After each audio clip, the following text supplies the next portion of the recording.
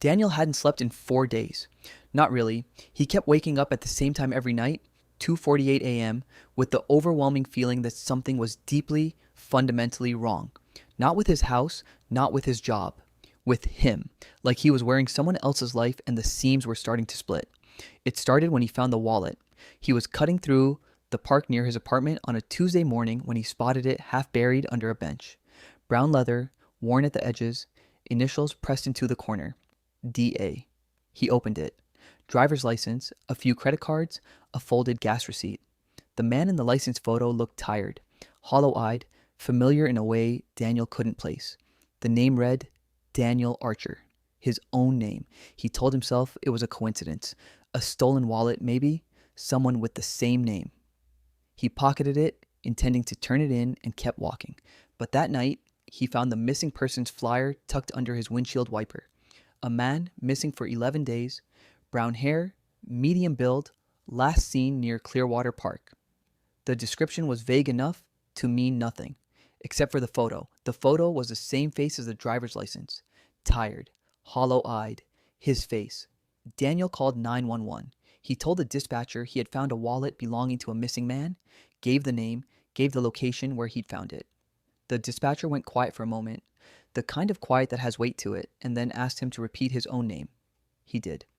Another pause. Then she said, very carefully, "Sir, the person reported missing in that case, that is you. You were reported missing by your emergency contact 11 days ago. We have an active case file with your name, your photo, and your last known address. Are you currently safe?" Daniel laughed. He actually laughed because it was absurd, because it had to be a mistake. He told her he was fine. He was standing right there. He had never been missing. She asked him to come into the station. Just to clear things up, she said. Routine, she said. He went. The detective who met him at the front desk placed a folder on the table without saying a word. Inside were 11 days of documented calls from someone named Claire Archer, his sister, reporting him missing. Hotel receipts showing a room booked under his name in a city 400 miles away. Checked in the night he supposedly disappeared. Security footage, grainy but clear enough, of a man with his exact build and his exact face, pumping gas at a station he had never visited, wearing a jacket he did not own. Daniel stared at the footage for a long time. The detective leaned forward and said, "Mr. Archer, do you have any memory of the last 11 days?" And that was when Daniel realized he didn't. Not clearly, not at all. He remembered flashes, a motel ceiling, fluorescent lights, the sound of someone crying, but he couldn't place any of it. Couldn't make it connect to anything real. The detective slid one final photo across the table. It was from the hotel security camera, timestamped 3 days ago. The man in the photo, Daniel, was standing at the hotel front desk.